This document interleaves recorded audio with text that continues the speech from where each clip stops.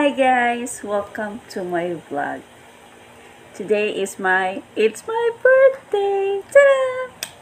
So, it's funny thing about birthdays, it's like an annual thing. Anyways, I would like to say thank you so much sa nag-greet sa akong birthday today sa Facebook and mura to siya.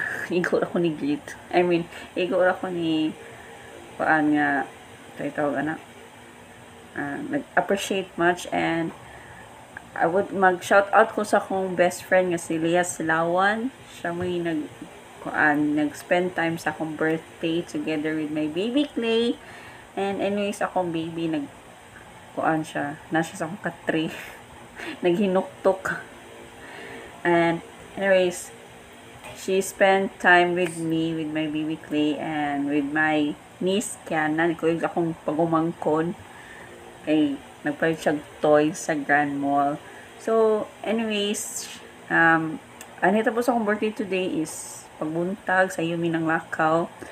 And, nga nagkot ko, I pray to God, nga healthy ko per me, and healthy me sa akong baby. Nga, times 2 yung grasya nga gihatag sa kuha kay baskog akong lawas. Mura na, and that's important in my life. So, after Anna, we went to Grand Mall, nag-brunch rami, kay since kami nag-breakfast, igo rami nag-coffee, nag-coffee rami guys.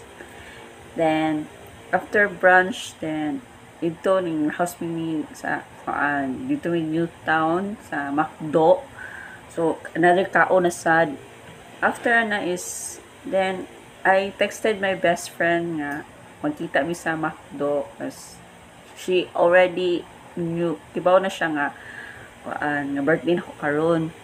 So after na chat na mi. After na nag-spend time siya, nag-chika siya na ako, dito may sa Sevet Cafe, I think, moto siya. And then nag-stories lang RG, blah blah blah. So, moto siya guys. Moto siya. Anyways, Thank you, Jude, sa nag-greet sa akong birthday. So, +1 ako. Age doesn't matter. Alam pangutan na sa akong edad. So, that's it for now, guys. Bye-bye!